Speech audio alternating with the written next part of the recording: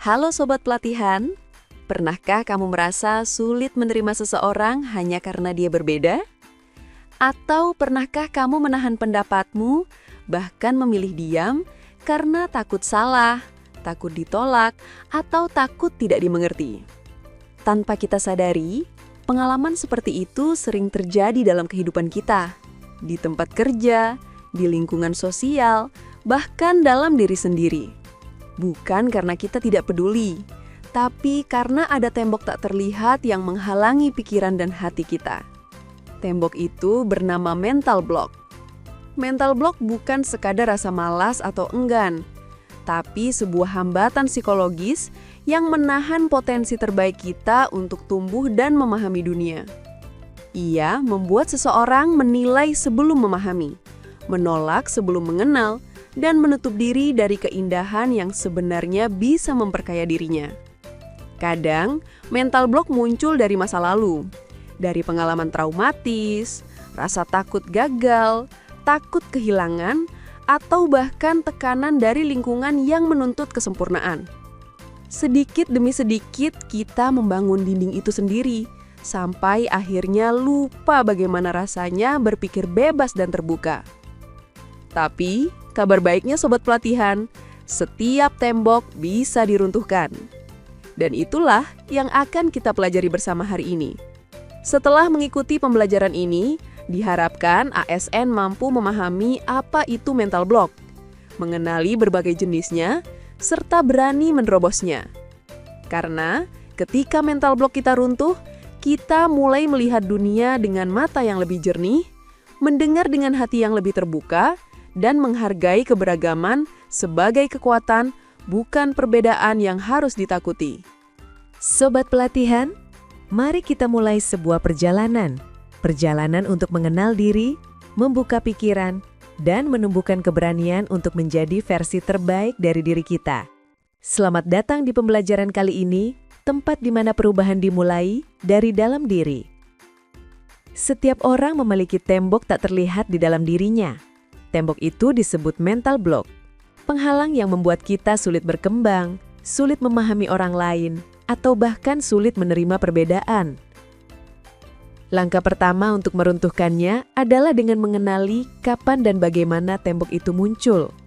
Seringkali kita tidak menyadari bahwa pikiran negatif yang berulang, rasa canggung saat berhadapan dengan perbedaan, atau keengganan mencoba hal baru, bisa jadi pertanda bahwa mental block sedang bekerja diam-diam dalam diri kita. Tanda-tandanya bisa sederhana, merasa minder ketika orang lain lebih berprestasi, takut mengemukakan pendapat karena khawatir ditolak, curiga pada orang yang berbeda, atau mudah tersinggung saat pandangan kita tidak disetujui. Bentuknya pun beragam, mulai dari kebencian tanpa alasan, ketidakpedulian, pola pikir yang kaku, hingga kebiasaan membandingkan diri dengan orang lain.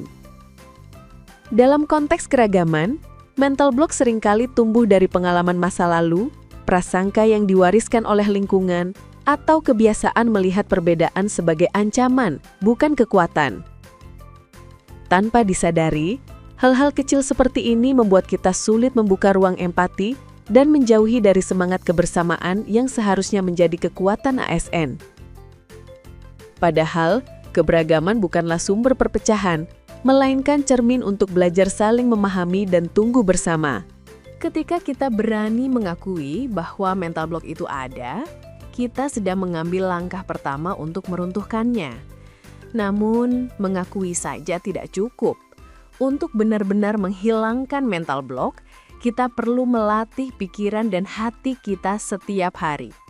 Pertama, menata ulang cara berpikir, ubah cara pandang dari negatif menjadi positif.